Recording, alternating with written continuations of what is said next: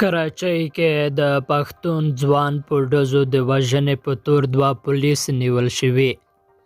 د پاکستان غټ صنعتي ښار کراچۍ کې یو پښتون ځوان په ډزو وژل شوی او مقدمه یې د 2 پولیسو پر ضد درج شوې او پولیس چارواکو ویلي توران پولیس بیا نیول شوي دي.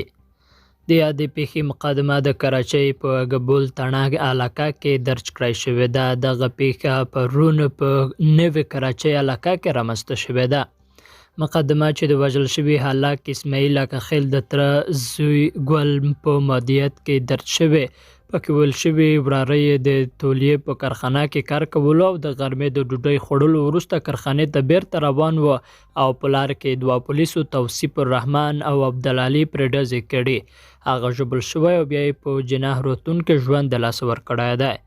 د وژل شوي هلک پلار عالم ګل ایډیوا ته ویلي زوی یې د تولیا په فیکټورۍ کې کار کولو او هغه تر اوسه پورې هیڅ ډول جرم نه دی کړی او نه کله پولیسو نیولی دی.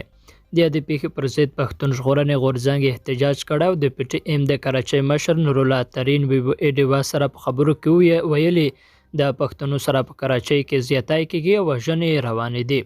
هغه ویلي په وروستیو کې د پی ټي ایم د پارلات په مهال دوی د سیند حکومت سره په خبرو کې دغه غوښتنه کړې وه چې د دغه ډول پیښو مخنیوی وشي، خو د پی ټي ایم د پارلات څو ورځې وروسته بیا تان په جعلي مقابله ووژل شو.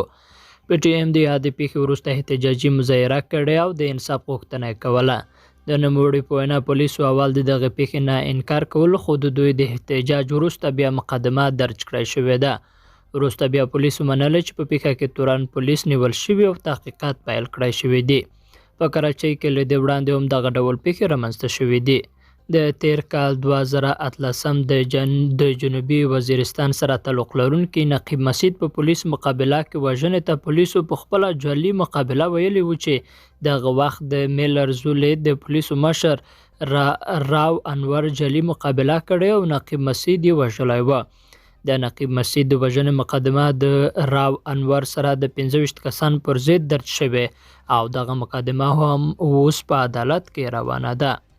په دې خبر کې ځینې معلومات په کراچۍ کې د ډیوا خبریال ذوالفقار بیټني شریک کړي دي.